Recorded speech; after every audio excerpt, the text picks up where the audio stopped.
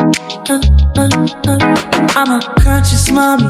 Yeah, I move with intention, healing generations, breaking no tension. Got my babies watching how I show up daily. Soft light. What's up, YouTube? It's your girl Asia back with another video. So, I'm not even gonna do a whole long introduction. That's unnecessary. We're gonna jump straight into the video. There was a point in my life where I had to decide whether I was just gonna stay comfortable or start over completely. And so, yeah, we're gonna get into what brought me to my final decision. I moved November of 2020. So we got to go, let's go back a year. So October of 2019. So I had my daughter, of course, in 2008. Her dad was locked up. And during that time, he was locked up for like 11 years. And we were together 5 years before he got locked up. And he got sentenced to 11 years. And I was there the whole entire time. He was in like several different prisons. They kept moving him. He did his 4 years in state prison at one prison. Then when they shipped him off to federal prison, girl, they moved him to Virginia, Kentucky, New York, Pennsylvania, Maryland. And I would go and drive and see him because I didn't want him to get out and his daughter and I know him. And I wanted her to be able to have a relationship with her dad. Because I didn't have a relationship with my dad. Which we're going to get into that. Not the whole thing, but stay tuned about that. So I went to every federal prison with the exception of New York. So fast forward, he gets out in, I think it was like March or April of 2019. He is still institutionalized, okay? And I kept telling him, because at this time, my nonprofit is I'm starting my nonprofit. So I'm learning about, you know what I'm saying, about these people or whatever. I'm around guys who have did time. And I was telling him, because that's what they told me, like, when a man does time that long, he does not need to be in a relationship. And that's the biggest thing that they stressed. And so I was telling him, like, maybe when you come home, it's better for you to get your own place, get reestablished, this, that, and the third, instead of, you know what I'm saying, coming to be with me.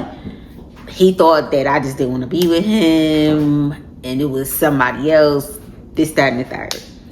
So July of 2019, what happened? Like I said, I was doing my nonprofit stuff. Of course, I'm working around men. He gets insecure or whatnot because there is another person that I was dealing with that's in the picture at this time. I had met him before my daughter's dad got incarcerated because he was out in the streets doing his thing. If you know about those boys, you know how they get down with the multiple women, and they think because they got all this money, they could do whatever it is that they want to do. I'm like, I got to the point, I'm like, I'm not about to sit around waiting on you. So I started talking to somebody else. He found out about this person because I told him, but I had stopped talking to the person. Like, I told the person, like, he was coming home, we was going to try and do this family thing or whatever. The person respected it, right? And so, but he was so insecure about this person. So he started accusing me of, like, when I went off, because I had to go out of town for work for the nonprofit, you still talking to him, this, that, and the third, all of this stuff or whatever. So he's literally choking me, asking me, like, have you been talking to him? When the last time you talked to him? And, like, literally, like, choking me. So my daughter ended up, like, I thought she was asleep. I didn't even think she knew what was going on. But she ended up calling the police or whatever. So he ended up going to jail for that. My stupid self, you know, he called from jail, doing what people in jail do. And I ended up being boo-boo the fool, let him back in. And what happened? So that was in, like, I think that was in July. So then in, like, I think October. Yeah, in October. By the time October rolls around, he's still this institutionalized person or whatever. Long story short, he assaulted me again. I ended up in a hospital. Plus, not only that, we had a joint bank account. He took the money. I had just got paid. He took all my money out the bank account and went to the casino and lost the money. That was my rent money. So the people are now like, you gotta go, you gotta get out. And long story, I didn't realize that apparently that people wanted to sell the house anyway. That just gave them more ammunition to get me out quicker. So I ended up having to hurry up and find a spot or whatever. And because of the assault that happened, I think in July, I was working with this domestic violence organization. And so they were helping me too. They was gonna pay like my first month's rent and deposit. So I ended up finding a place. The people was like paying that or whatever. But I didn't tell him that I was finding a place. And so I remember one night, I had picked my daughter up from a birthday party or whatever. And yeah, so we got back or whatever. So like the house that I was staying in, like you pull up in the driveway, it was like no lights. So it was like pitch black at nighttime. So somebody could be standing like right there at the back of the driveway. You wouldn't even know because that's how dark it was. So as I'm carrying stuff out of our old house into my car, because we were ready to go over to our new house, he hadn't been standing back there watching and I didn't know. So I'm on the phone talking to my best friend and he just pops out of nowhere. And so like, yeah, so long story short, he ended up assaulting me. I ended up in the hospital or whatever.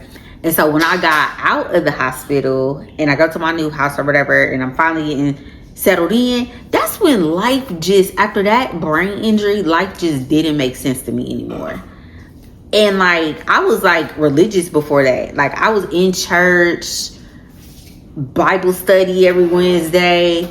After that happened, life did not make sense. I stopped going to church and I started getting into spirituality. I started getting into like mind and heart coherence, a lot of mindset stuff, really getting to know the power of me and who I was. I started doing a lot of, I would say that's the time my spiritual awakening began to happen.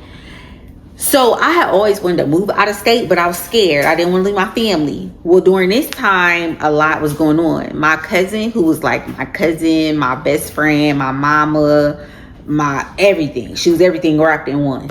She passed away in 2019. Yeah, January of 2019. He came home like March or April of 2019. He assaulted me in July and October of 2019. So when I get out of the hospital with the brain injury, I'm moving my stuff from out of the old house. My best friend, her kids is helping me. I get a call from my aunt that my grandma passed away. So all of this is hitting me in 2019. So at that point, like after I said I get home and I'm finally moved into my new place, life ain't making sense no more. I'm trying to figure stuff. My brain is literally trying to piece stuff together. And that's when I finally made the decision that I was leaving. I was leaving. It was nothing else there for me anymore. Everybody I loved was passing away. Now, my aunt who raised me is still alive. Because I didn't even tell y'all. Yeah, so my mom passed away when I was 6. So my aunt, my mom's older sister, got custody of me and my sister. And so, but my grandparents, my mom's mom and dad, lived across the street. So, and then my uncle lived behind them. And then at one point, the cousin I just told y'all passed away, she lived right next door to my aunt. So I grew up in a really close knit with my family. And then even my other family, my grandparents' house was the meetup spot. Everybody came over there to visit my grandparents or Sunday dinners, holidays, all of that stuff. So I grew up with a lot of family. But when my mom passed away, family started trying to like, you know what I'm saying? They wasn't as close no more, but we would still see each other. But when my grandma lost that house, like, we really ain't see each other no more. Everybody is just doing their own thing now. So, like, it's kind of sad because I grew up with my cousins, but, like, my kids don't really know their cousins. My daughter knows some because when we lived in Ohio, like, you know what I'm saying? I would take her around some or they would come over our house. My son don't know none of his cousins. So, it's unfortunate how things are now. I wish it could be better. But to get back to the story, during that time period, I'm going through this spiritual awakening. That's when, like, I'm like, life is not making sense no more. So then I made the decision. I was like, I'm moving out of state. I was like, I'm moving.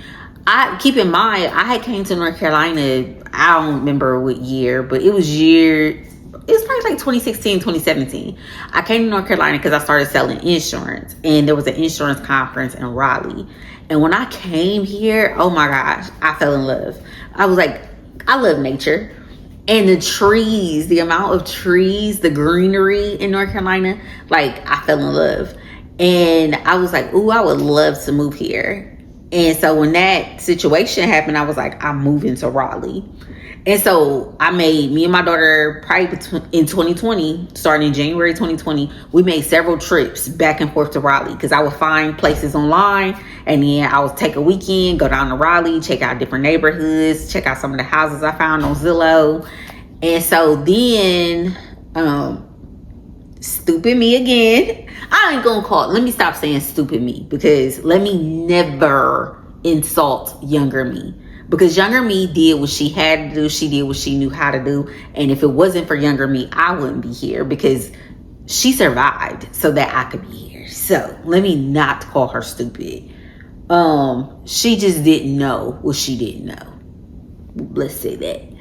So I went through the situation in October with him. So what's that? October. So what's that? November. 2.5 months later, I get online and I signed up for Facebook dating. I ended up meeting my son's dad. I shouldn't have been dating anybody because I wasn't done healing. And so I ended up meeting him in January 2020, and I got pregnant with my son. No, I got pregnant in May of 2020, but I miscarried that baby. I had a miscarriage, I think in July. Yes, I miscarried that baby. I got pregnant with my son in November of 2020. So like several months later, I ended up getting pregnant with my son. So yeah, so then we making these trips back and forth to Raleigh. And so then my son's dad was mentioning, like, you should check out Charlotte. Ain't nothing to do in Raleigh. Now he's from Virginia, lived in Raleigh. He done lived all around North Carolina. So he like, you should move to North Charlotte. That's where everything is happening at. Like, it's nothing to do in Raleigh. So then I'm like looking, because my thing was I wanted to make sure that my daughter was getting ready to go into high school. She was in 8th grade when all this is going on. And so I wanted to make sure she was going to be in a good school district for high school. And so I'm looking at different like neighborhoods and schools or whatever. And I had found a good area in Raleigh. I was going to move to Cary. And I ended up one day stumbling upon a really great school district in Charlotte. And so I was like, oh, okay, like, because I wasn't gonna move to Charlotte because the school districts were trash, like all of them trash, horrible. So I wasn't gonna move here. And so then I stumbled upon the one school district. So I was like, oh wow, this is an amazing school district. So came down, took a look, applied for a place, got approved, and yeah, that was that. So what was it? November of 2020? Hold on, September of 2020, I ended up quitting my job in Ohio. Plus, this is COVID is going on. So I ended up leaving my job. I was going to wait until I got closer to time to leave before I left. Because I had told them that I was relocating to North Carolina. But it was this girl who would like get on my nerves. Like she was a real Karen. And so like, I forgot what she did. She did something and I was like, you know what? I'm done. And so I ended up going up there one day. I waited till everybody was gone for the day and turned in all my equipment and stuff, left it on my desk and never came back. And yeah, so that was in September 2020. By this time, my nonprofit, COVID's going on. My nonprofit is going virtual. They was trying to figure out how do we get this program from in person, because we was going in person to juvenile facilities. I gotta tell y'all, that's a whole other video too about my nonprofit. I used to teach incarcerated teen boys who are dads. I used to teach them parenting classes. I had the dopest parenting class in the facility. Like the boys, I came highly requested by the little boys. They would go and tell their little friends like, oh yeah, you want to take that program, you want to take that program. I miss doing that so much. I miss them boys. And so I was doing that. I was creating my program, having these meetings. We trying to figure out what this looked like or whatever. So now I have extra income coming in. So that's how I was able to go ahead and make the move from Ohio. Because trust me, an out-of-state move is not cheap. Unless you just leaving everything and just relocating, it's not cheap. Yeah, I was saying, if you want to move out of state, it was expensive. I would recommend just sell all your stuff and start over when you get to the new state. Because shipping my stuff cost me, I don't know, it might have been like $1,000 or a little over $1,000 to ship my stuff. But yes. So anywho, yeah, we get here and I have to do another video because I don't want this video to be too long.